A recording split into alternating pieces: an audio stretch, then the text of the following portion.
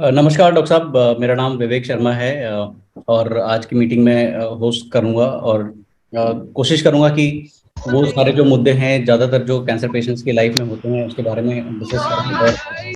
और जैसा कि हम लोग जानते हैं हाँ कि कैंसर जो है एक सरप्राइज के तौर पे आता है कई बार, और हमें पता नहीं होता है कि करना क्या होता है। और स्पेशली जब हम कीमोथेरेपी की बात करते हैं तो बहुत सारा डर होता है हमारे जहन में। समाज में भी बहुत सारी चीज़ें हम देखते हैं जो कि हमें डराती हैं। तो आज हम डॉक्टर अतुल शर्मा से जानेंगे कि कीमोथेरेपी जब चलती है तो उसके पहले हमको क्या क्या चीज़ें ध्यान रखनी होती हैं, और ड्यूरिंग कीमोथेरेपी हमें क्या क्या चीज़ें ध्यान रखनी होती हैं।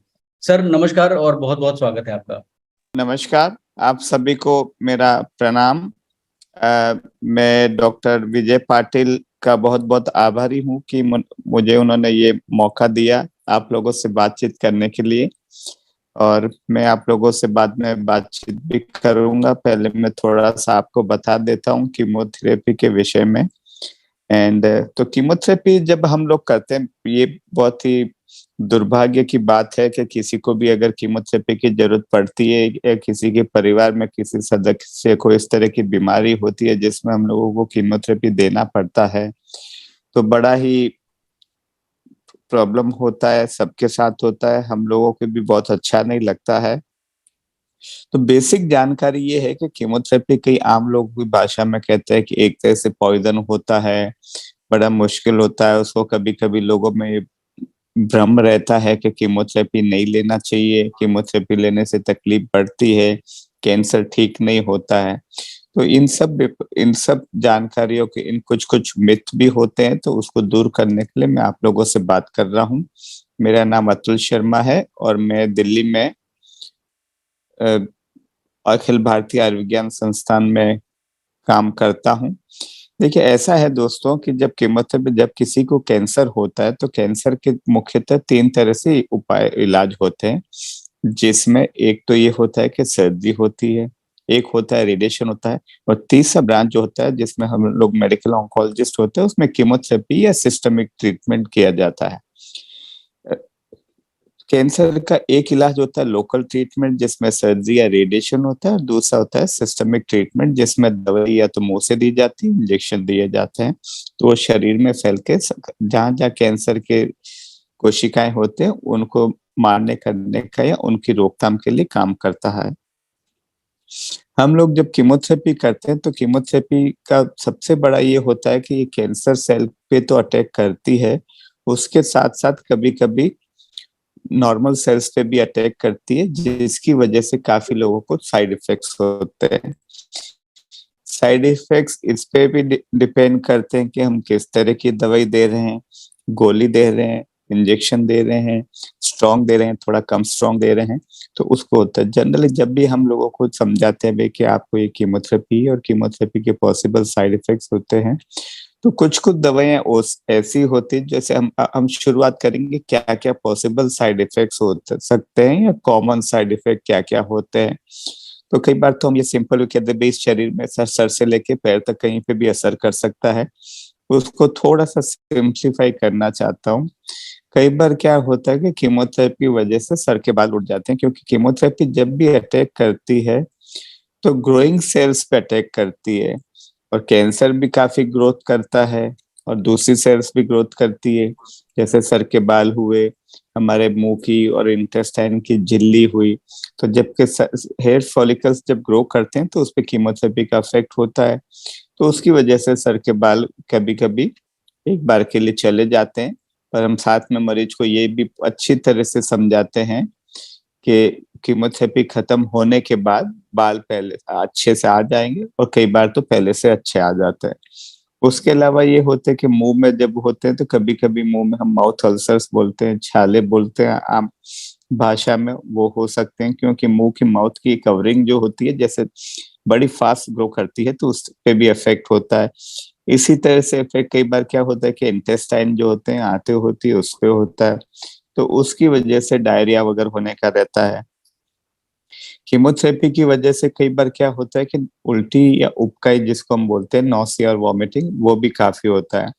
और ये मेन कारण होता है कि जिसकी वजह से कई मरीज सोचते हैं कि इतने साइड इफेक्ट्स है, इससे तो बीमारी ठीक है, तो बीमारी को उसको देखते हुए बीच में इलाज छोड़ देते हैं।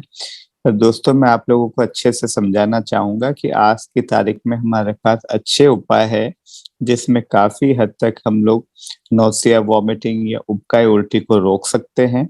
उसके लिए कुछ टेबलेट भी देते हैं, इंजेक्शन भी देते हैं, तो वो प्रॉब्लम काफी हद तक सॉल्व हो जाती है। उसके अलावा कीमोथेरेपी, क्योंकि हमारा खून जहाँ बनता है बोन मैरो कैविटी में होता है, तो उस पे भी अफेक्ट करता है, तो उसकी वजह से ब्लड काउंट्स कम हो जाते हैं।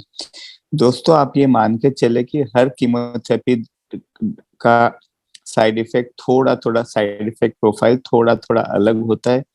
किसी में ज्यादा नुकसान होता है, साइड इफेक्ट्स होते हैं, किसी में कम होते हैं। तो जब हम कहते हैं कि कीमोथेरेपी की वजह से बोन में पे इफेक्ट पड़ता है, तो उसकी वजह से ब्लड काउंट्स कम होते हैं। शरीर में मेनली 3 तरह के रक्त के सब डिवीजन होते हैं। एक होते हैं व्हाइट सेल्स जो हमें इम्यूनिटी प्रदान करते हैं, और जिसकी कमी से हम लोगों में इन्फेक्शन हो जाता है, तो उसकी वजह से हम कहते हैं कि व्हाइट सेल्स कम होने से टीएलसी कम हो जाती है, तो उसमें इन्फेक्शन का खतरा रहता है।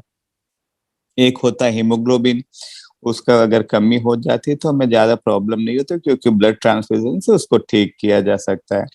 तीसरा ये होता है बोन मेरो में इफेक्ट, प्लेटलेट कम हो जाते हैं, उसकी वजह से कभी कभी स्पॉन्टेनियस ब्लीडिंग का रहते हैं।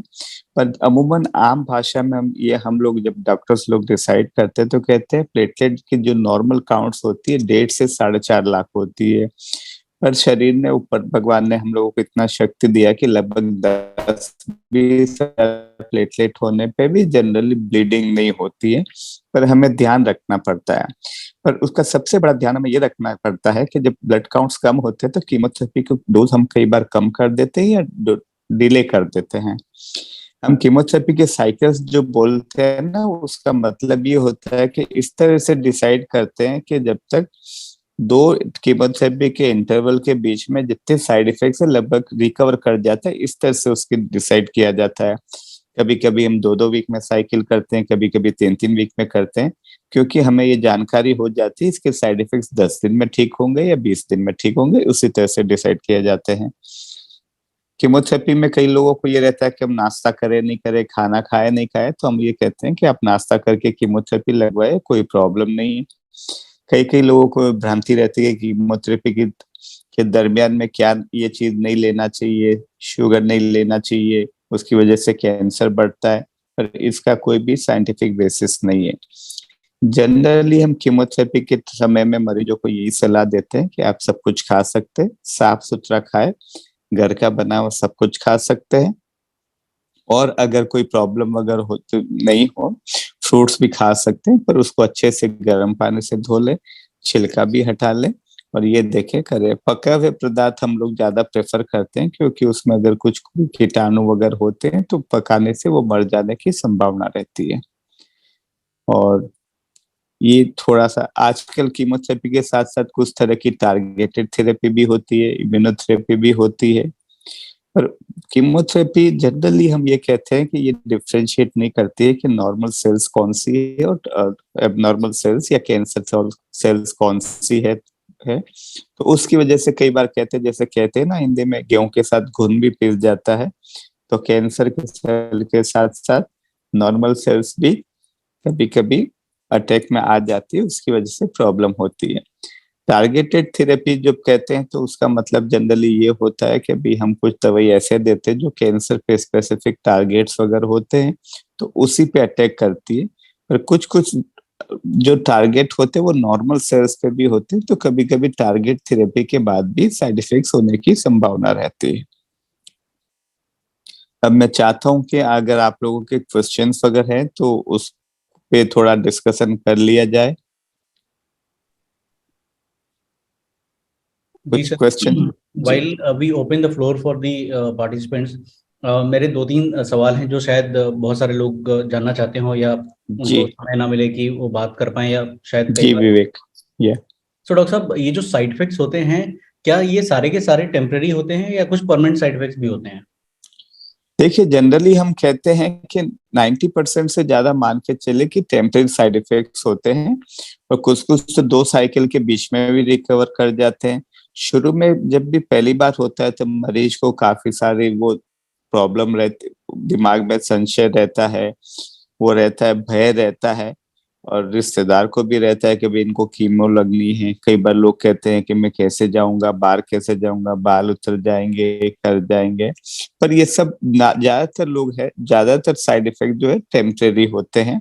कुछ कुछ साइड इफेक्ट कभी कभी परमानेंट हो सकते हैं, जिसमें कई बार कुछ दवाई होती है जिसपे थोड़ा नर्व सिस्टम पे होता है, तो उसको हम न्यूरोपैथी बोलते हैं। तो हाथ पैरों में झंझनाहट वगैरह होती है, तो उसको 2-5% में थोड़ा लंबे समय तक यह रह सकती है। डॉक्टर साहब, जब हम साइड इफेक्ट की बात करते हैं, क्योंकि कैंसर जो पेशेंट होता है वो तो काफ़ी पीड़ा में होता है लंबे समय तक, लेकिन उसके साथ जो केयर गिवर्स होते हैं उनको क्या क्या ऐसी चीज़ें ध्यान रखनी चाहिए जो उनके ट्रीटमेंट को थोड़ा आसान बना दें? मतलब वो 2 4 5 चीज़ें क्या हैं जो केयर गिवर्स को ध्यान रखनी चाहिए? देखिए, सबसे अच्छी, सबसे ध्यान रखने की बात तो ये है कि अगर किसी को भी अगर कैंसर हो जाता है, परिवार में कुछ होता है, तो एकदम से सबसे पहले तो सबको ये रहता है कि मुसीबत का पहाड़ टूट गया, अब पता नहीं ये रहेंगे या नहीं रहेंगे। तो सबसे पहले आपको मन को मजबूत करना चाहिए। आजकल काफी कैंसर ऐसे हो जो काफी हद तक ठीक हो जाते हैं, लाइफ काफी हद तक बढ़ जाती है। साइंस ने बड़ी एडवांस की है, नई नई ड्रग्स अवेलेबल है, कुछ कुछ काफी एक्सपेंसिव होती है, उसकी वजह से मुश्किल होती है। खाने पीने का पूरा ध्यान रखना चाहिए, साफ सफाई का पूरा ध्यान रखना चाहिए, और उनको ही है कि भाई थोड़ा थोड़ा व्यायाम या योगिक एक्सरसाइज वगैरह या कुछ करते रहना चाहिए। न्यूट्रिशनल डाइट लेना चाहिए ताकि कि उसको ट्रीटमेंट ठीक से सहन कर पाए, और उनका जैसे भी जो रूटीन जितना कर सके, अपना व्यायाम कर सके, सैर कर सके, चहलकदमी कर सके, उतना रहना चाहिए। और सबसे बड़ा ये है, पेशेंट को और परिवार दोनों को मोरल बहुत हाई रखना चाहिए। Thank you so much doctor साहब। एंड हमारे साथ निशांत जी हैं। निशांत जी, आपका सवाल है, आप अपने आप को अनम्यूट कर सकते हैं और अपना सवाल पूछिए।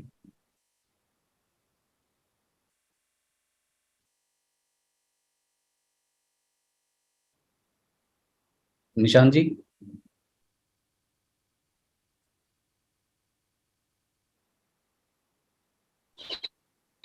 जी वो मैसेज डाल सकते हैं, अनम्यूट करने का फिर ऑप्शन देंगे तो फिर बहुत सारा हल्ला होने लगता है। Okay, you can put in chat box.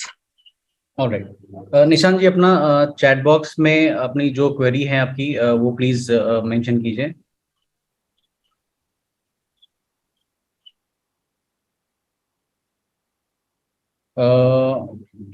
आप इनका नाम मुझे नहीं दिख रहा है, इसमें सिर्फ यूजर करके आ रहा है। तो अगला सवाल आपका है सर, आप बताइए आपकी क्या क्वेश्चन है जी।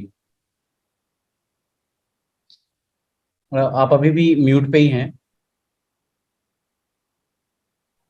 Good evening doctor. जी गुड इवनिंग, नमस्ते जी।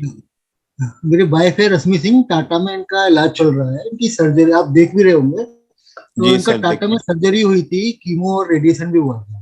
तो जी सर्जरी के बाद ये खाने लगी थी, लेकिन रेडिएशन के बाद अभी ना ये इनका गले से साइड इफेक्ट ऐसा हुआ था, रेडिएशन और कीमो दोनों साथ साथ चले थे, तो उनको पर खाने का नहीं हो पा रहा है।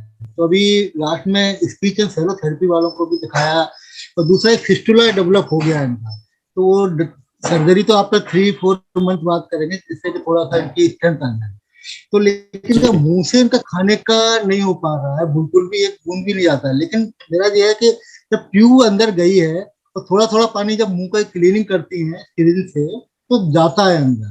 तो वो उसके लिए कोई एक्सरसाइज या कुछ ऐसी चीज बताए, क्योंकि स्पीच थेरेपी वालों ने बोला ही नहीं कोई एक्सरसाइज, लेकिन थोड़ा बहुत इधर डॉक्टर से पूछ के जो किया वो ही कर रहे हैं। कुछ ऐसी जी एक्सरसाइज या ऐसा कुछ। है कि जी जी सर जी, मैं आपने आपकी बताया था समझ ना कि सकता साइड हूँ कई इफेक्ट बार। मुंह में भी हो सकता है। जी जी जी, आपको मैं बताना चाहूंगा कि ये जो होता है, जब कीमोथेरेपी और रेडिएशन हम लोग करते हैं दोनों साथ साथ, तो साइड इफेक्ट्स भी दोनों के बढ़ जाते हैं। तो ये जनरली या तो मुंह के या गले के अंदर या फूड पाइप में कैंसर होता है या लंग कैंसर, तब साथ साथ करते हैं हम लोग, तो साइड इफेक्ट्स बढ़ जाते हैं इनके। आप मेरे को दिख रहा है इनके गले से ट्यूब गई हुई है, जिसको नेजोगैस्ट्रिक ट्यूब बोलते हैं। तो रेडिएशन के साइड इफेक्ट्स कई बार थोड़ा लंबे समय तक रहते हैं, कभी कभी 6 महीने, साल भर या उससे भी ज्यादा रह जाते हैं। तो उसके लिए कुछ एक्सरसाइज वगैरह जो बताते हैं स्पीच पैथोलॉजिस्ट और स्पीच थेरेपिस्ट ही बताते हैं।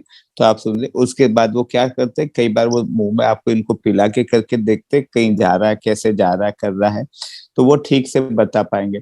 कई बार हम मुंह में, इनको तो ट्यूब लगी है, अगर मुंह से नहीं ले तो मैं आपको ये सलाह दूंगा दिन में कम से कम 2.5-3 लीटर लिक्विड जो है ना आप ट्यूब से दीजिए।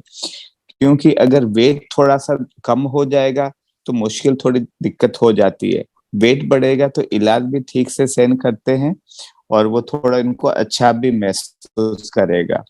अगर मुंह से कम ले पा रही है तो कोई बात नहीं, मुंह का ऑपरेशन का भी दिख रहा है मेरे को, तो इनको आप नली से दीजिए 2.5-3 लीटर, जिसमें जूस वगैरह है कुछ और दाल का पानी वगैरह, प्रोटीन पाउडर उसमें मिक्स करके दे सकते हैं।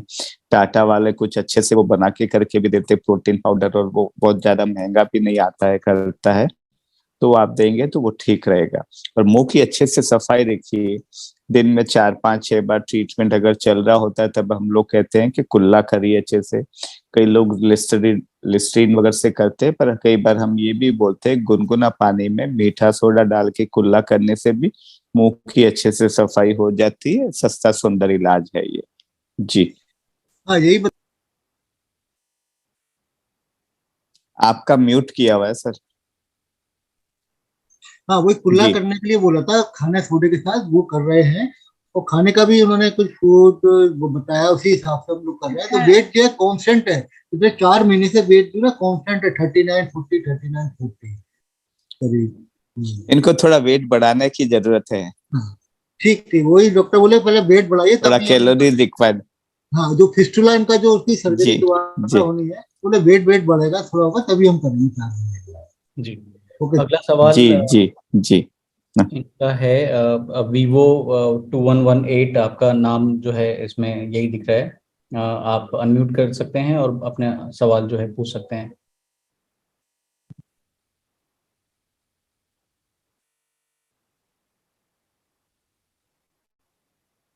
आप सुन पा रहे हैं? Okay, will go to the next participant. Gayatri Kumari ji हैं, ये कुछ सवाल पूछना चाहती हैं। जी आप अनम्यूट कीजिए और सवाल अपना पूछिए। नमस्कार सर, हम लोग बिहार में हैं अभी। जी नमस्ते। जी सर, पहले इनका NACT का प्लान था, उसके बाद फिर ऑपरेशन हुआ, उसके बाद CTRT का प्लान चला जिसमें 30 केमोथेरेपी और 6 केमोथेरेपी लगा है, रेडिएशन थेरेपी 30 था। तो हम लोग 1 महीने पहले घर आ गए हैं। 1 महीने पहले घर आ गए, बाकी सब ठीक है सर, लेकिन इधर सूजन था, वो सूजन है और बहुत खांसी। उस समय खांसी नहीं था इसलिए डॉक्टर से हम लोग नहीं बोल पाए थे, लेकिन बाद में खांसी बहुत होता है, सो नहीं पाती है दिन और रात में। अच्छा, इनको कैंसर किस जगह का था, मुंह का था, कहाँ का था? जी सर, इनका CA थायराइड कैंसर था ना, प्लास्टिक। अच्छा अच्छा, तो इसमें क्या होता है मैडम कि कई बार जो रेडिएशन वगैरह होता है ना, तो उसका जो आफ्टर इफेक्ट ये होता है कि कई बार उसमें स्वेलिंग रहती है, फेस के गले के नीचे वाले चिन के आसपास गले में स्वेलिंग रहती है। तो वो भी कई बार कभी कम होती है, कभी कभी बीच में बढ़ भी जाती है। तो थोड़ा कम होती है, बढ़ती है, तो वो तो अपना आप ही धीरे धीरे होती है। उसको गले की एक्सरसाइज वगैरह ऐसे करते रहने चाहिए आपको, प्लस उनका गर्दन टिल्ट करके थोड़ा ऐसे प्रेशर दबाना चाहिए अपोजिट साइड। तो इससे क्या है कि मसल्स वगैरह भी थोड़ी सी स्ट्रांग होती है, तो ये कराने से ठीक रहेगा। खांसी वगैरह का अगर है तो इनको थोड़ा सा लिक्विड वगैरह ज्यादा दीजिए, गर्म पानी का भाप देके पीठ थपथपा के ना थोड़ा सा कफ अगर निकालने करने का कोशिश करिए, तो जितना निकलेगा करेगा वो ठीक रहेगा। ओके सर, और वो जो खाना इनको अभी स्पीच वाले जो डॉक्टर थे वो बोले थे नरम लेना है, पतला करके लेना, तो ऐसे ही अभी ले रहे हैं। तो दर्द करता है दवाई कितने लेने के महीने बाद। से ले रहे हैं ऐसे? ऐसे 2 कितने महीने महीने से से सर, पतला करके ले रहे? 2 अच्छा, महीने तो से 1-2 महीने भी सर। और लीजिए, धीरे धीरे ठीक हो जाएगा, ठीक हो जाएगा ये तो। ओके सर, वो दर्द का दवाई लेने के बाद खाना जाता है? नहीं, दर्द की दवाई को बंद मत करिए, दर्द को कंट्रोल करना बहुत जरूरी है। तो ये मत ओके सोचिए दर्द की दवाई का नुकसान है, फायदा ज्यादा है, नुकसान कम होगा। ओके जी सर, वो खांसी के लिए कोई दवाई आप बता सकते हैं सर? हम लोग उस समय नहीं डॉक्टर से बता पाए थे क्योंकि खांसी नहीं था। अच्छा, तो या तो देखो ऐसा है कि आप लोकल डॉक्टर को दिखा के कोई खांसी की दवाई देना चाहे, कई लोग एलेक्स सिरप देते हैं, कई लोग ग्रीनलिंक्टस देते हैं, वो दे दीजिए, उससे फर्क पड़ जाएगा। और गुनगुना पानी भी पिलाई करिए, उससे भी फर्क पड़ेगा। जी सर, एक हमारे पास बोरोजेडेक्स का है जो हम लोग फैमिली डॉक्टर देते हैं वो। ठीक है, दे दीजिए, दे दीजिए, दे ओके सकते सर, हैं। थैंक यू नमस्ते सर, जी। थैंक यू, हाँ, थैंक नमस्ते। यू, नमस्ते। I would now ask Redmi 8 को जिनका स्क्रीन नेम है, आप अपने आप को अनम्यूट कीजिए और अपना सवाल पूछ सकते हैं। Good evening sir. Good evening. Sir actually मेरे फादर को इम्यूनोथेरेपी लगी हुई थी, जी। तो सर उनको जहाँ पर उनको प्रॉब्लम थी तो वहां पर उनका पिंपल निकल आया है, पिंपल अच्छा। टाइप हो गया है, और वो जो पिंपल है उनका तो वो बाहर मतलब निकल भी गया है। अच्छा, तो अब मैं बता। आपसे ये पूछना चाहती थी कि उसमें कोई प्रॉब्लम तो नहीं है ना, क्योंकि उसमें दर्द भी काफी है और चिलकन टाइप की भी है। अच्छा, उनको उनका बेसिक प्राइमरी बीमारी क्या था मैडम? उनको कैंसर है माउथ में। माउथ में कैंसर के लिए उनको वो इम्यूनोथेरेपी दी है, तो मेरे को लगता है कि उससे पहले उनका सर्दी, रेडिएशन, कीमोथेरेपी कुछ जरूर कुछ ना कुछ हुआ होगा पहले। एक्चुअली सर उनका लेजर हुआ था, कीमोथेरेपी तो नहीं हुआ बट लेजर हुआ था। रेडिएशन भी हुआ था? यस सर, रेडिएशन भी हुआ था। हाँ, तो अभी वो कई बार क्या इम्यूनोथेरेपी की वजह से नहीं हो सकते पहले, और कीमोथेरेपी कुछ टारगेटेड थेरेपी हुई थी क्या? नहीं सर, कोई टारगेटेड थेरेपी नहीं हुई थी। अच्छा, तो ये मेरे को लगता है कि आप एक बार डॉक्टर को दिखा दीजिए जब भी मिलने जाएंगे। कहीं ऐसा तो नहीं है कि बीमारी इनकी बढ़ रही है? पिंपल वगैरह निकलना करना, अगर एक ही जगह पे निकला घाव है तो कई बार ये होता है कि बीमारी बढ़ने का भी लक्षण होता है। अगर बाकी शरीर में भी है तो हो सकता है इम्यूनोथेरेपी का साइड इफेक्ट हो। सर मैं आपको एक बार कैमरा ऑन करके दिखा सकती हूँ? हाँ अभी जी, दिखाती दिखा हूँ दीजिए। आपको।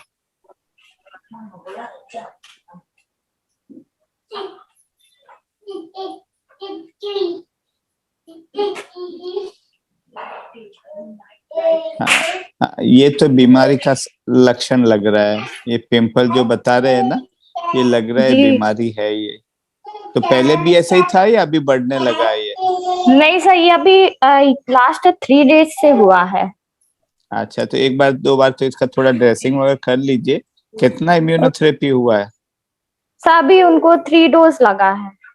अच्छा, एक दो डोज और देने के बाद डॉक्टर जो देख के डिसाइड करेंगे कितना फायदा हो रहा है, उसको कंटिन्यू करना है या क्या करना है। ठीक है? Okay sir. ओके। सर कुछ इसके लिए आप दवा मेडिसिन रिक्वायर करेंगे क्या? उसके लिए इसको तो कई बार हम वो बेटाडिन वगैरह से क्लीन करने के लिए बोल देते हैं, ओके सर। अगर डिस्चार्ज हो रहा है तो। Okay okay okay, thank you sir. Thank you. Okay. अभी इन्फिनिक्स S5 लाइट जिनका स्क्रीन नेम है, आप अपने आप को अनम्यूट कर सकते हैं और अपना सवाल पूछ सकते हैं। इन्फिनिक्स S5 लाइट आपका स्क्रीन नेम जो दिख रहा है, अपना सवाल पूछ सकते हैं। इन्फिनिक्स पूछिए, मैं आपको अनम्यूट का दिया हूँ।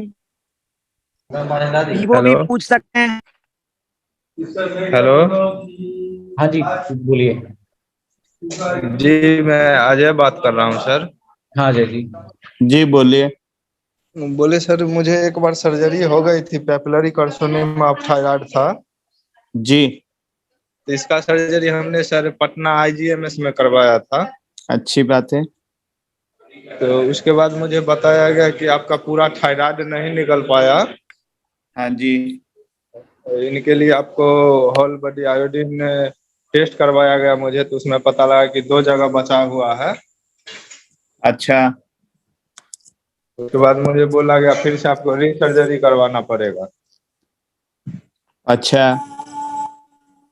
तो बस सर, मुझे अब अभी तक सर्जरी नहीं हुई है। मैं 5 महीने से इधर दिखा रहा हूँ डॉक्टर से। देखिए, ऐसा है कि सर्जरी अगर हो जाता है तो वो बहुत अच्छी बात है, अगर नहीं होता है तो आयोडीन के लिए क्या बोले थे आप, क्या बता रहे हैं? बोला गया मुझे आयोडीन। Iodine therapy. हाँ, आयोडीन, होल बॉडी आयोडीन करवाना पड़ेगा। तो जब मैं जी यहाँ करवाइए। तो फिर मैं टाटा में जब आया यहाँ दिखाने के लिए मुंबई, तो यहाँ बोला गया नहीं, इसे आपको सर्जरी ही करना पड़ेगा। देखिए, अगर सर्जरी पॉसिबल होता है तो वो सबसे बेहतर इलाज मानते हैं, अगर वो नहीं होता है तो दूसरा कुछ देते हैं, क्योंकि यहाँ लोकल एरिया को निकालना बड़ा जरूरी है, क्योंकि अगर ये यहाँ रह जाएगा तो रेडियो आयोडीन भी पूरा इफेक्टिव नहीं होता है।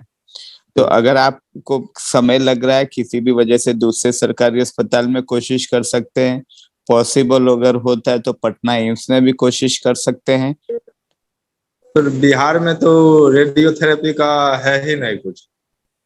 नहीं, रेडियोथेरेपी बिहार में, रेडियोथेरेपी नहीं, पहले तो सर्जरी करना है ना। रेडिएशन बिहार में पटना में 3 जगह है सरकारी अस्पताल में, पटना मेडिकल कॉलेज में, पटना एम्स में है, इंदिरा गांधी अस्पताल में, मेरे को अच्छे से पता है, प्राइवेट में भी 2-3 जगह है।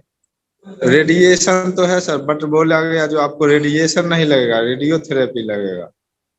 वो रेडियो आयोडीन थेरेपी बोल रहे हैं आप, वो पता नहीं, आप पता करिए, पटना एम्स में होगा, पर उससे पहले सर्जरी लोकल एरिया का कराना जरूरी है। अगर थायराइड रह जाता है तो वो आयोडीन थेरेपी उसमें ज्यादा चला जाता है। जी तो सर मैं ये पूछना चाहता हूँ, ये सर्जरी के बाद सही हो सकता है क्या ये बीमारी? इसीलिए कोशिश करते हैं, कोशिश तो वही होती है, आइडिया तो वही रहता है कि ठीक करना है पूरा। जी जी, thank you sir. Thank you, thank you. नमस्ते। आप अपना अनम्यूट कर सकते हैं, आईफोन आपका स्क्रीन नेम है। Yes, good evening sir. Good evening.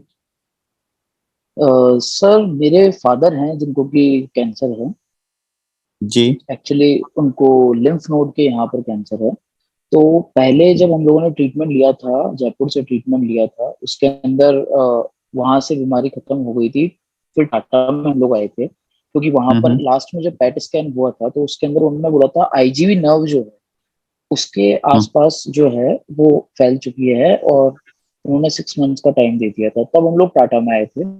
Tata में सारे टेस्ट हुए, पर उनके अंदर कुछ भी ऐसा नहीं आया कि आज की तारीख में आपके कोई भी बीमारी नहीं है। बट लेटेस्टली अभी मैं आया ही हूँ वहां से, कीमो स्टार्ट हुआ है हमारा। तो जब लेटेस्ट टेस्ट करवाए तो उसके अंदर एफएनएसी के अंदर कुछ सेल्स जो है उन्होंने बोला कि है कैंसर के, कार्सिनोमा के। अच्छा। तो उन्होंने फिर इम्यूनो सजेस्ट किया, बट किसी ने हमें बोला कि इम्यूनो जो है लाइफ टाइम तक लगता है और पेशेंट हैंडल कर सकता है या नहीं कर सकता है वो पॉसिबल नहीं हो पाता है लाइक। तो फिर हम लोगों ने कीमोथेरेपी स्टार्ट किया, बट कीमोथेरेपी में डॉक्टर ने ये बोला कि रीअकरेंस जब होती है बीमारी तो उसके अंदर कीमो जो है वो इतना इफेक्टिव नहीं रहता। देखिए, मैं आपको साफ शब्दों में बताना चाहता हूँ कि कई बार जब बीमारी वापस आ जाती है तो उसको, अगर आप मेरे को लगा जैसा कि गले का या मुंह के किसी पार्ट का, गले गर्दन के, जिसको हम हेड एंड नेक कैंसर बोलते हैं, वो कैंसर आपके पिताजी को रहा है, और उसका जो अगर एक बार सर्दी वगैरह या किसी और बार कोई भी इलाज के बाद वापस बीमारी आ जाती है तो सर्दी से तो उसको क्योर करने की अच्छी संभावना रहती है। अनफॉर्चुनेटली कीमोथेरेपी या इम्यूनोथेरेपी से भी उसको क्योर करने में बड़ी सफलता नहीं मिलती है, ये हमें ध्यान रखना चाहिए। दूसरी बात, इम्यूनोथेरेपी अगर होती है तो उसके साइड इफेक्ट्स तो किसी भी चीज के होते हैं, पर इतने जनरली नहीं होते हैं। और ज्यादातर जनरली कई बार हम लोग जो कहते हैं, डॉक्टर विजय पाटिल भी मेरे से सहमत होंगे, कि हम लोग कई बार सोचते हैं अगर फायदा हो रहा है तो लगभग 2 साल तक कंटिन्यू करते हैं, उसके बाद कई बार बंद करने के लिए सोचा जा सकता है।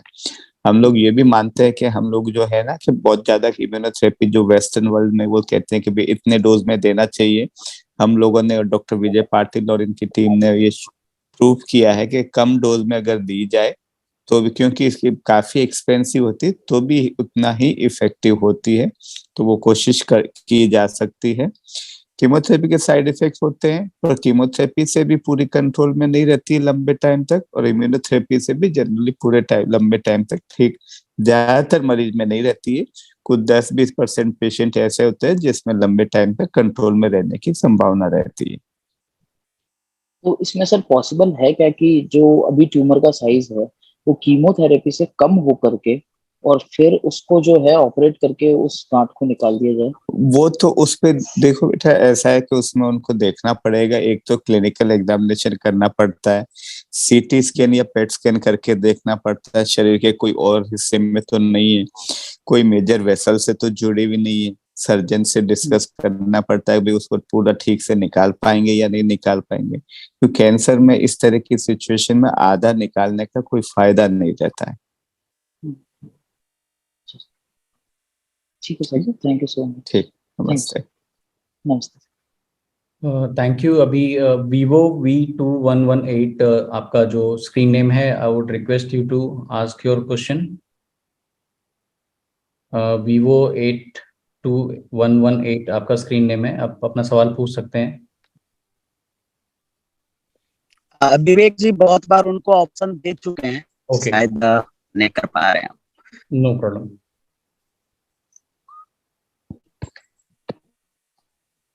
Sir, meanwhile, I would want Dr. Vijay Patil also to come and join us and share his perspective. And we have Mr. Jay Kumar Mane, who's a social worker है, मेडिकल सोशल वर्कर हैं जो Tata memorial में काम करते हैं। माने साहब आप हैं तो अपना हैंड रेस कीजिए। एंड सर कई बार जैसे यहाँ पे भी हम विवेक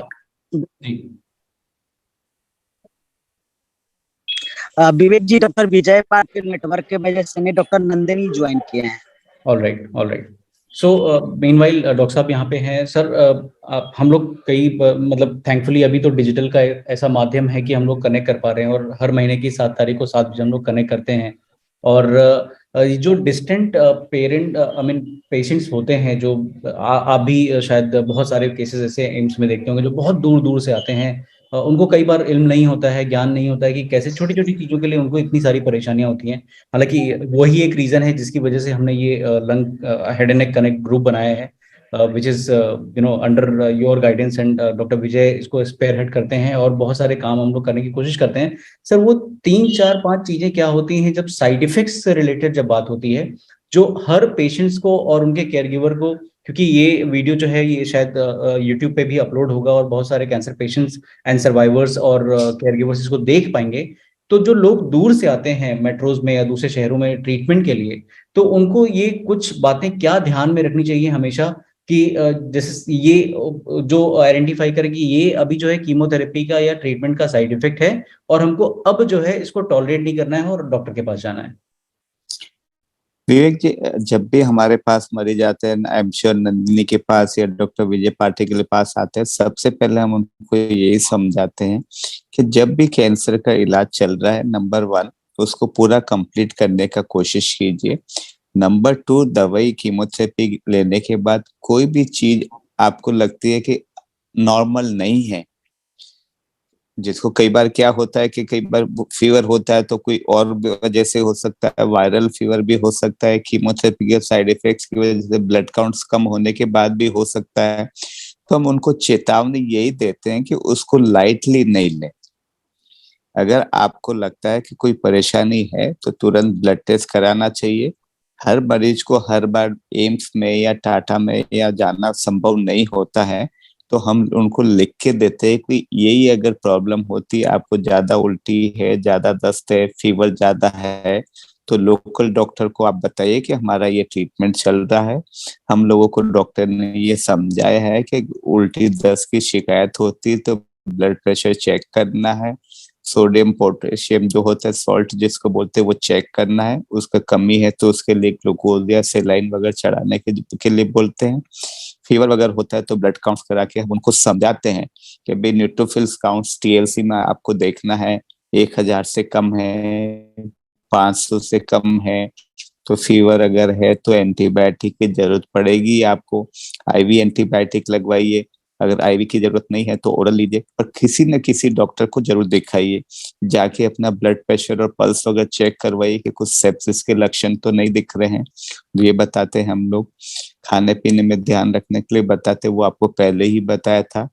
ब्लड काउंट्स आपको जब भी डॉक्टर से मिलने से पहले जाना है तो 2 दिन पहले ब्लड टेस्ट कराइए, ताकि वो डिसाइड करेंगे कीमोथेरेपी नेक्स्ट देना है या नहीं देना है, डोज कम करने की जरूरत है या नहीं है। और अपॉइंटमेंट मिस करने की कोशिश मत करिए। आजकल हम लोग भी काफी हद तक कुछ टेली हेल्थ भी करते हैं, टेलीफोन पे भी कंसल्ट करते हैं, टाटा में भी करते हैं। कोविड ने हम लोगों को ये सिखाया है कि भी ये चीज संभव है, तो ये करने के लिए सब ये कुछ ना कुछ बातें, पर वो है हम सबसे बड़ा ये कहते हैं कि पहली बार मरीज कई चीजें समझ नहीं पाता है, तो कभी कभी हमको हैंड रिटन नोट्स वगैरह या प्रिंटेड नोट्स वगैरह वो दे देते हैं कि भी डूज एंड डोंट्स जो बोलते हैं ना, कि ये चीजों का ध्यान रखना चाहिए, खाने पीने का ध्यान रखना चाहिए, अपने आप को बिजी रखिए, ज्यादा सोचिए मत, बीमारी के बारे में नहीं सोचना, इलाज टाइम पे कराना, ये सब ये कॉमन साइड इफेक्ट्स है। कभी कभी हम ये भी लिख देते हैं, वॉमिटिंग के लिए भी दवाई लिख के देते हैं कि भाई ये कॉमन ले सकते हैं जी। Amazing, thank you sir. I am sure जितने लोग हमें देख पा रहे हैं, सुन पा रहे हैं, या सुनेंगे और देखेंगे, उनके लिए बहुत महत्वपूर्ण जानकारी है एक्चुअली। और कई बार छोटी छोटी चीजें जो होती हैं ट्रीटमेंट को बहुत आसान और कारगर बना देती हैं।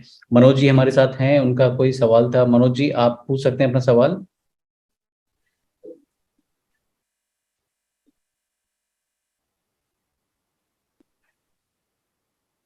Manoj ji, you're there?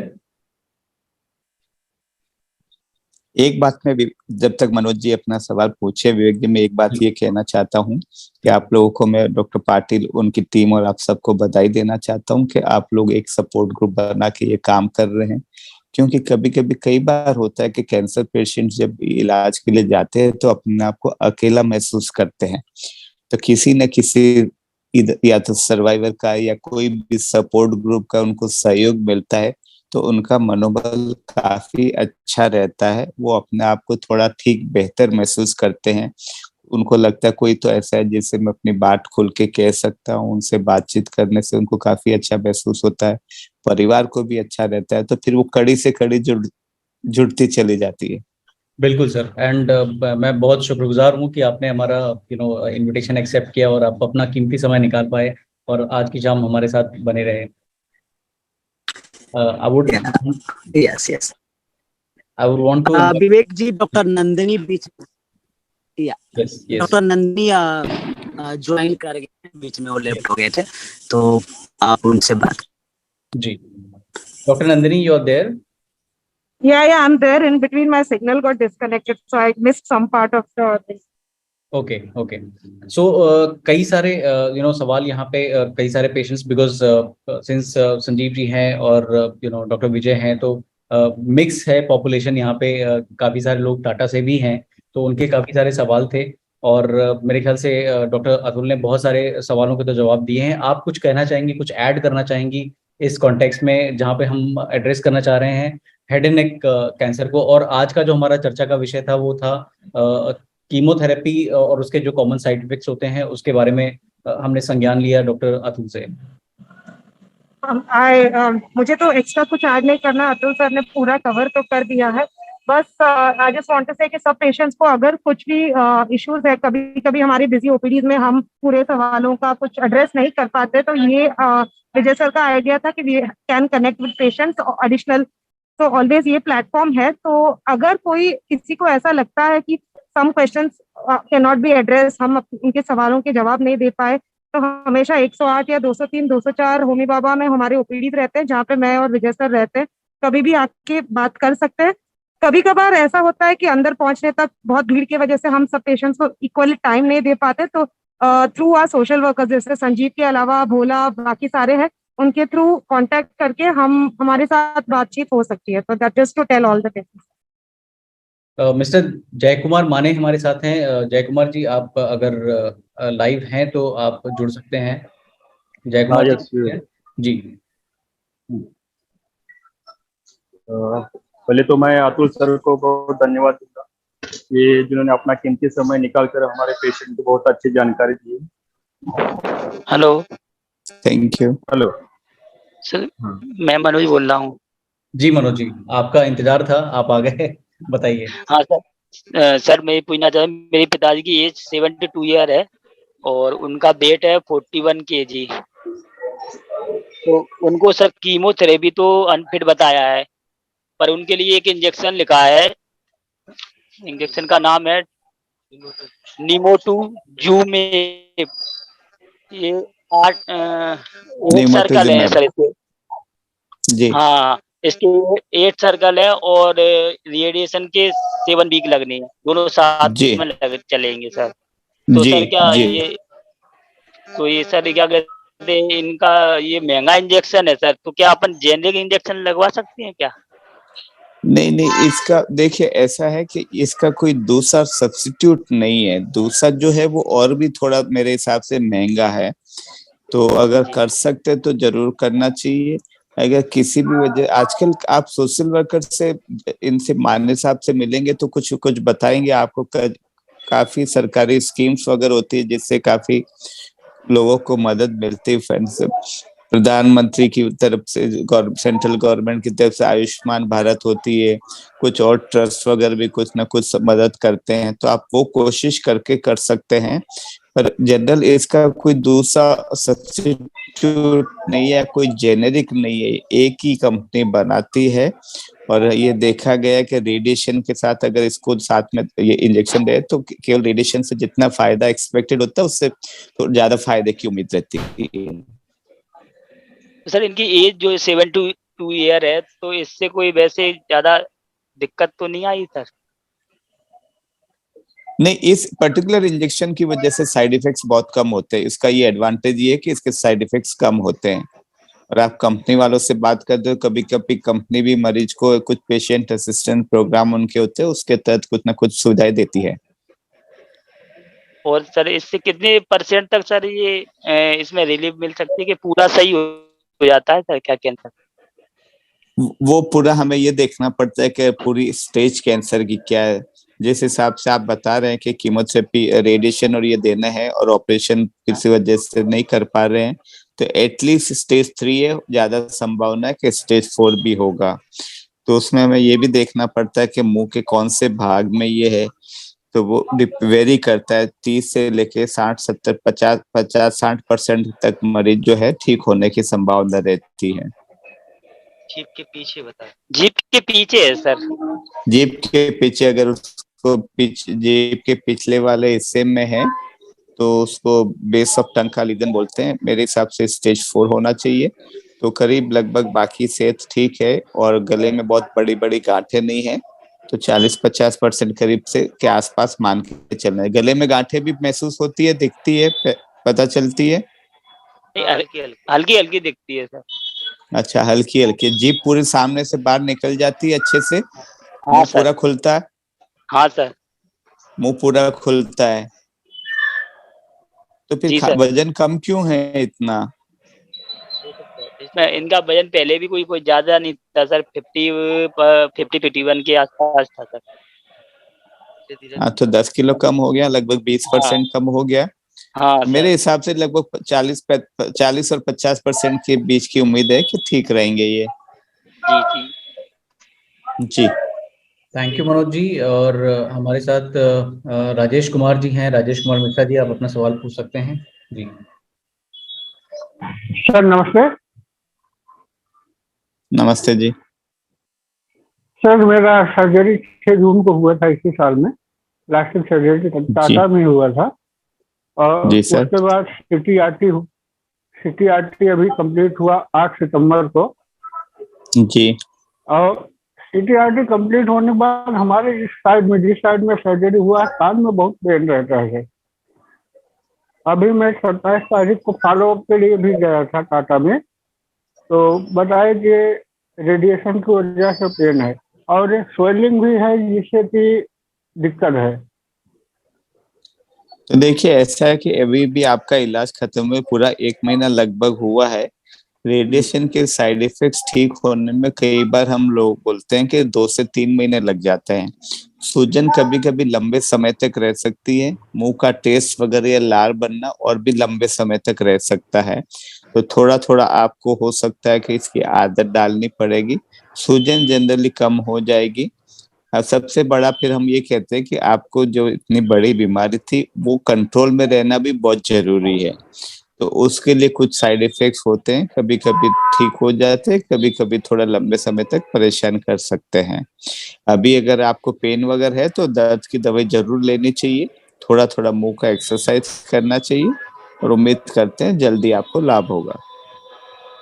जी, जैसे राल वगैरह तो ठीक है सर, मुंह का टेस्ट भी ठीक है, छाले भी लगभग 70% कम हो गए हैं। अभी और ठीक हो जाएंगे, लेकिन अभी मुंह खोलने में थोड़ा दिक्कत होता है, बोलने में था ज्यादा बोल नहीं पाता हूँ।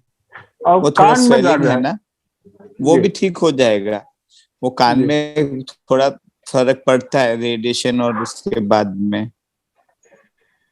कान के दर्द की वजह से मैं कुछ खा नहीं पाता हूँ, अभी लिक्विड पे ही चल रहा हूँ 4 महीने से।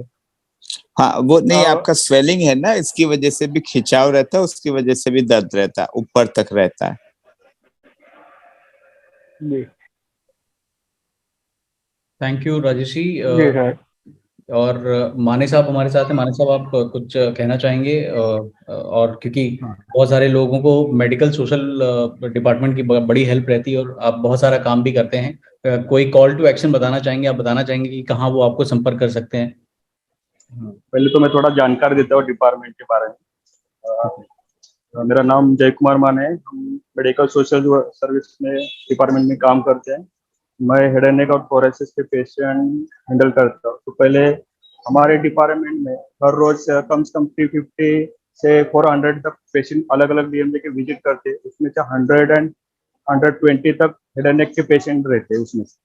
तो ज़्यादातर केमो के पेशेंट विजिट करते हैं। तो हमारे यहाँ पर आने वाले हर पेशेंट जो केमो पॉजिटिव रहता है, तो उस हिसाब से हम प्लान करते हैं कि उनको जहाँ से ज़्यादा मदद कैसे मिले, वो हम कोशिश करते हैं कि पेशेंट सेल्फ कॉन्ट्रीब्यूशन कम रहकर अलग अलग तरह से आने वाली मदद उनको ज़्यादा कैसे मिले, कौन से रास्ते से मिले, वो कोशिश करते हैं। बहुत सारे पेशेंट को मिनिमम अमाउंट से मैक्सिमम जो 4,40,000 के कॉस्ट अलग अलग बनते हैं, उस हिसाब से हम प्लान करते हैं कि उनका केमो का डेट कौन सा है, कौन से तरीके से, कौन से ट्रस्ट से उनको कहाँ से ज्यादा मदद मिले, वो ट्राई करते हैं। क्योंकि हर एक ट्रस्ट के अलग अलग क्राइटेरिया रहते हैं, उस हिसाब से हम प्लान करते हैं। बहुत सारे अगर 25 दिन के बाद है, हाई कॉस्ट 1 लाख के ऊपर है, तो हम टाटा ट्रस्ट रहते हैं, इंडियन कैंसर सोसाइटी, अलग अलग ट्रस्ट के पास उनको एप्लीकेशन देते हैं उनके क्राइटेरिया के हिसाब से। जिनका छोटा रहता है, जो 1 लाख के नीचे रहते हैं, तो अलग अलग बहुत सारे ट्रस्ट है यहाँ पर जो केमो के लिए हेल्प करते हैं, कोई सर्जरी के लिए, उस हिसाब से हम प्लान करते हैं।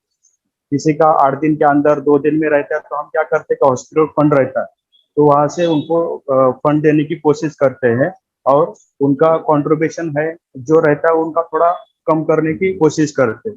तो जो भी हमारे पास डिपार्टमेंट में आने वाला हर पेशेंट को किसी का केमो पैसे की वजह से रुक ना जाए, ये हमारी हर टाइम कोशिश रहती है।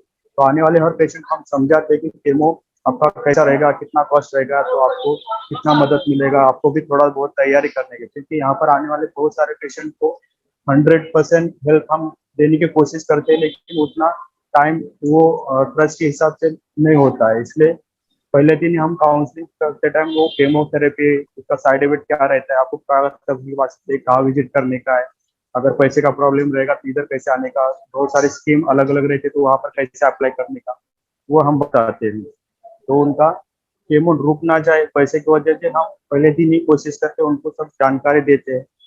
बहुत सारे ट्रस्ट रहते हैं कि अलग अलग डॉक्यूमेंट मैंने हर मीटिंग में जैसे बताते थे। अभी यहाँ पर अगर नए पेशेंट रहे थे, उनको भी बताया कि हर ट्रस्ट के लिए अलग अलग क्राइटेरिया रहते हैं। बहुत सारे को कॉस्ट सर्टिफिकेट के साथ इनकम सर्टिफिकेट, राशन कार्ड, आधार कार्ड, ये डॉक्यूमेंट मेनली जरूर रहते हैं। हम हर पेशेंट को आने वाले स्क्रीन करते टाइम वो भी बताते हैं कि जो अगर कोई जॉब करता है, फैमिली मेंबर उनका पेशेंट रहेगा, पार्टनर रहेगा, नहीं तो बच्चे लोग रहेंगे, तो उनके पास भी मेडिकल सुविधा रहती है, जैसे ईएसआई रहता है, इंश्योरेंस रहता है, तो वो भी हम चेक करके वहां से कैसे आपको मदद मिलेगी ये कोशिश करते हैं। तो हर रास्ते से पेशेंट को जहाँ से कहाँ से हेल्प ज़्यादा से ज़्यादा मिल सकेगी, ये हम ये कोशिश हर टाइम करते हैं। और जैसे पेशेंट का केमो स्टार्ट होता है, हाई कॉस्ट रहती है, कैसे कैसे 40,000 80,000 का दवा रहता है, उनके लिए भी अलग अलग ट्रस्ट से ज़्यादा कैसे मदद मिले, कहाँ से बहुत सारे पेशेंट की क्वेरी बहुत आती है, तो थोड़ा लेट होता है, तो लेट आने तक हम दूसरे रास्ते से तो उनको हेल्प देने की कोशिश करते हैं।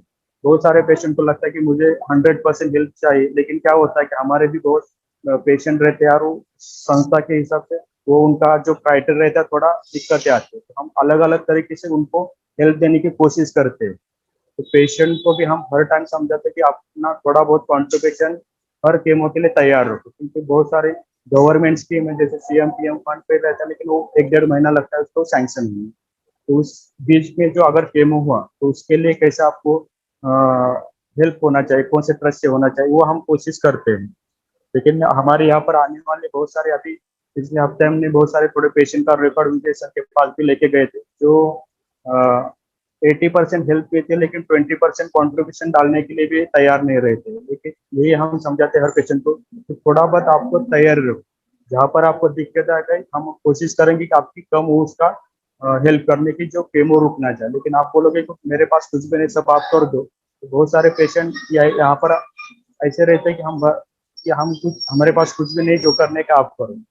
तो ऐसा ट्रीटमेंट नहीं होता, क्योंकि यहाँ पर इतना संस्था ये है कि नहीं है कि हर पेशेंट को 100% हेल्प दे सकते, और जो भी स्कीम गवर्नमेंट पे वो 100% हेल्प देने के लिए उनका थोड़ा टाइम लगता है, तब तक आपका ट्रीटमेंट चालू होता है। तो थोड़ा बहुत हम इतना कोशिश करते हैं कि ज्यादा से ज्यादा हेल्प करने के, तो बचे हुआ थोड़ा बहुत कॉन्ट्रीब्यूशन आपको भी तैयारी करने का है।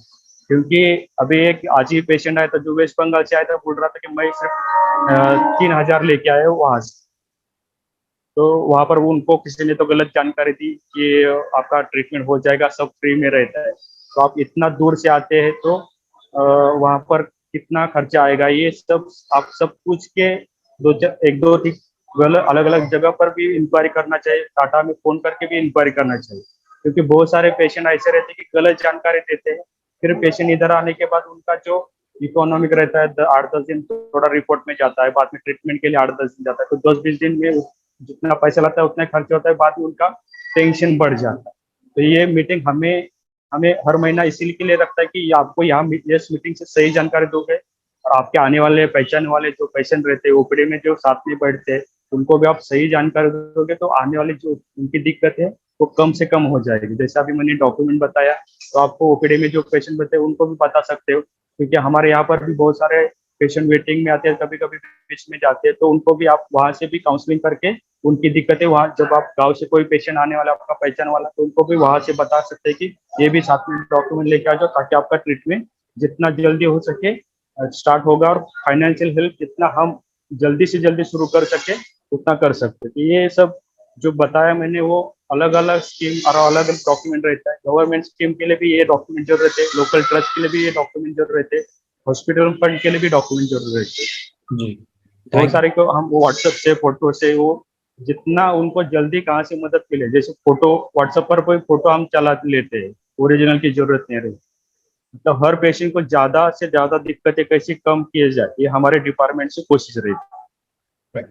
थैंक यू जय कुमार जी, और मुझे लगता है कि बहुत सारा काम आप और आपकी टीम कर रहे हैं। बहुत बहुत शुक्रिया और बहुत बहुत धन्यवाद, बहुत बधाइयाँ, और ईश्वर आपको और भी सशक्त बनाए, सो दैट हम और ज़्यादा से ज़्यादा लोगों को रीच आउट कर सकें। डॉक्टर साहब, एक लास्ट सवाल है, अगर Redmi 9 जो है, आप अपना जल्दी से क्वेश्चन पूछिए, क्या आप कहना चाहते हैं, पूछना चाहते हैं?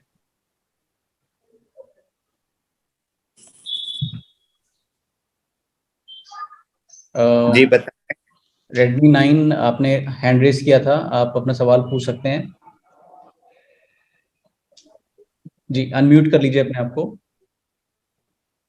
हाँ जी, hello, yes yes, we can hear you.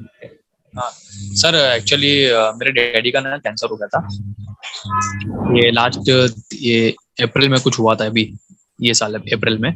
तो उसके बाद में उनका ना यहाँ पे ट्रीटमेंट हम लोग ले रहे थे। यहाँ पे कहाँ पे फर्स्ट टाइम हम लोग दिखाए, इधर पे टाटा में, परेल मिल पर जी। हाँ, तो टाटा मेमोरियल में दिखाए ना सर हम लोग ने, तो वहाँ पे 3 महीने से उनका ट्रीटमेंट चालू है। तो उनका उसमें कीमोथेरेपी हुआ, 4 बार कीमोथेरेपी हो गया है। तो अभी रिसेंट हम लोग 4 बार कीमोथेरेपी कराने के बाद में अभी उनका मतलब बॉडी का उतना मतलब वो नहीं है कि मतलब कीमोथेरेपी आगे ले सकते हैं, क्योंकि उनका जो गार्ड था ना, जो फेस पे जो हो गया था उनको कार्सिनोमा जो हुआ था ना, वो पूरा श्रिंक हो गया अभी। तो अभी ऐसा स्टेज हो गया कि सर मतलब सीधा वो करना, ऑपरेशन करने का डॉक्टर ने बोल दिया, ठीक है। अभी जब ऑपरेशन के लिए बोले हैं उनको, तो हम लोग को वहाँ पे सर स्लॉट अवेलेबल नहीं हो पा रहा है डैडी के लिए हम लोग, तो हम लोग का थोड़ा फाइनेंशियल इश्यूज था, इस वजह से हम लोग देख रहे थे कि कहाँ ऑपरेट करना है उनका। तो एकदम ऐसा आ गया कि स्टेज एकदम बढ़ गया। अभी वो डॉक्टर बोलते हैं कि 1 महीना और रुक सकते ज्यादा से ज्यादा, लेकिन उसके अंदर आपको करना पड़ेगा, और हम लोग को स्लॉट की अवेलेबिलिटी भी नहीं हो रही वहाँ पे। तो उसके बारे में तो दुर्भाग्य से मैं पर्सनली कोई मदद नहीं कर पाऊंगा। तो मेरे को लगता है डॉक्टर पाटिल, उनकी टीम या हमारे सोशल वर्कर जो माने साहब या वो आप उनसे जानकारी लेंगे, वो मदद करने। कई बार उनका भी यही समस्या, जैसे भी माने साहब बताते थे, मरीज इतने होते हैं, काफी पेशेंट होते हैं ना, तो सबको कभी न कभी किसी थोड़ा सा समय लग जाता है। आप उनसे पर्सनली मिलिए और जैसे ही जल्दी से स्लॉट होगा वो जल्दी से जल्दी मदद करने की कोशिश करेंगे, ये मुझे पूरी मेरे को उम्मीद है। आप अभी मुंबई में हो क्या? हाँ सर, मुंबई में हूँ। और डैडी का वो बोल रहे हैं ना, वो दिसंबर का बोल रहे हैं, बट ऐसा डैडी की कंडीशन ऐसी है। I'll take the question. आपका पेशेंट कौन से ओपीडी में दिखाते हैं? हेड एंड नेक में 107। हाँ, कौन से, मतलब 108 की 203? 107 107 में दिखाते हैं। आप कौन से ऑपरेशन के कौन से डॉक्टर को मिले थे? डॉक्टर, एक मिनट रुकिए, मैं आपको ना मेरे डैडी से ही बात कराता हूँ। एक्चुअली साथ में मेरे बैठे हैं यहाँ पे। नहीं, रुको, एक काम करो, आपका जो फाइल नंबर है ना, ये फाइल नंबर आप चैट में डाल दीजिए, संजीव जी ले लेंगे। और आप डैडी को नहीं लेके आएंगे तो भी चलेगा, आप फाइल के साथ वो नंबर के साथ कोऑर्डिनेट करने के लिए आइदर 108 या 203 में विजय पाटिल सर या मैं रहूंगी, तो हम एक बार सर्जन से बात करेंगे। अगर हो सकता है, अगर मान लो वो बिल्कुल भी डेट नहीं होने वाला है दिसंबर तक, तो वो खुद बताते हैं कि जहाँ पे आप ऑल्टरनेटिव प्रॉपर सर्जन से सर्जरी करा सकते हैं। तो एक बार आपका फाइल नंबर, फोन नंबर आप डाल दीजिए चैट में, ताकि संजीव जी लेके फिर आप आके हमें मंडे को मिलके फिर हम सर्जन को रिक्वेस्ट कर सकते हैं। कभी कभार हमारे रिक्वेस्ट करने पे भी डेट नहीं मिलती है, क्योंकि वेटिंग लिस्ट बहुत लंबा होता है, बट एटलीस्ट अगर डेट नहीं मिलते तो वो हेल्प करते हैं कि कहाँ पे सर्जरी हो सकते हैं मुंबई में विदाउट टू मच एक्सपेंस, वो बता देते हैं। आपके दिन कौन से है ओपीडी के? Tuesday and Thursday. Tuesday and Thursday, ठीक है। तो मतलब हेड एंड नेक सी है ना? Yes, head and doctor Pranay है, ट्यूसडे एंड थर्सडे को लेते हैं वो। ठीक है। तो वो आप एक काम करो, 107 सर्जन्स का ओपीडी है, तो आप फाइल के साथ 108 में आ जाओ, भोला वहाँ पे रहेंगे। तो मैं उनसे बात करके रखती हूँ कि आइदर सर या मुझे दिखाने के लिए हम डेट के लिए रिक्वेस्ट कर देंगे। मैम हो जाएगा, आपकी हेल्पफुल हो जाएगा बहुत, क्योंकि ना कैसा है मैम, दिसंबर तक वेट नहीं। हेलो मैम, ऑलरेडी मैंने उसका फाइल नंबर और कॉन्टेक्ट नंबर मैंने ले चुका हूँ। ठीक है। मैं उनसे बात करने वाला हूँ मीटिंग के। ओके, अगर कुछ है तो मुझे, अगर सर ने देख पाते हैं तो मुझे बताओ, 2 से 4 में मंडे को मैं बात करने की। हाँ मैम, चलेगा। मैम आपका good name ma'am? Nandini ma'am. Okay ma'am, thank you so much ma'am. मैं यूजुअली प्राइवेट साइड में बैठती हूँ, कभी कभी 108 में भी आ जाती हूँ, बट वो सर और मैं दोनों साथ में काम करते हैं, बात करके रिक्वेस्ट कर सकते हैं, उतना हमारे हाथ में है। एक्चुअली ऑपरेशन के लिए आपको डेट मिलेगा कि नहीं वो 100% हम गारंटी नहीं कर सकते, बट ट्राई तो करेंगे। ठीक है मैम, 107 में आना है ना मैम? नहीं, 107 ऑपरेशन का डॉक्टर का ओपीडी है, वहाँ पे तो आपको जाना ही है, बट अगर आपको थोड़ा एक्सपीडाइट करना है तो 108 में आ जाओ और भोला से बात करो, मीटिंग भोला आपसे कनेक्ट करेंगे। ओके सर, चलेगा। Thank you so much. Welcome. Thank you doctor Atul, it had been wonderful having you, और आपने बहुत सारी अच्छी बातें बताई जो मुझे लगता है कि बहुत सारे लोगों का उनके लिए मार्गदर्शन करेंगी। Thank you so much sir. आप मैं आपका शुक्रिया अदा करना चाहता हूँ, मेरे को ये मौका देने के लिए धन्यवाद। Thank you sir. Doctor Patil, doctor Nandini, सबको नमस्कार। Thank you sir.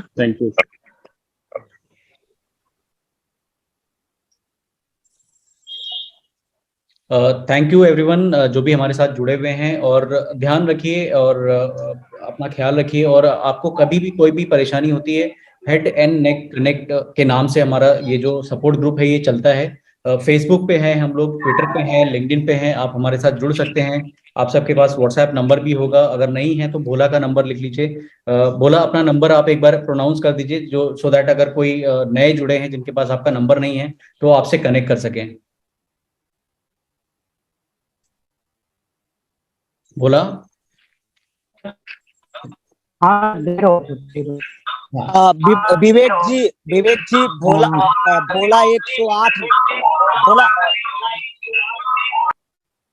108 number OPD में बैठते हैं, वहां पे आके मिलना है। बिल्कुल। Thank you. और हाँ, जैसा आप संजीव जी ने बताया कि अगर आप अभी head and neck connect group से नहीं जुड़े हैं फॉर्मली ऑन व्हाट्सएप, तो 108 नंबर ओपीडी में टाटा मेमोरियल हॉस्पिटल में आप भोला से संपर्क कर सकते हैं। और आपको कोई भी जानकारी चाहिए या कहीं पे भी आपको लगता है कि अटक रहे हैं, कुछ कांटेक्ट नहीं कर पा रहे हैं, कोई परेशानी है जो परेशान कर रही है, तो बिल्कुल कांटेक्ट कीजिए। और हम सब साथ हैं इस लड़ाई में, और इसके लिए हम हमारे ब्रोशर में भी लिखते हैं हम साथ हैं। और हर महीने की 7 तारीख को 7 बजे हम यहीं मिलते हैं, और हम अगले महीने मिलेंगे। टिल देन बहुत ख्याल रखिए अपना। धन्यवाद, नमस्कार, good night. Thank you Sanjeev ji.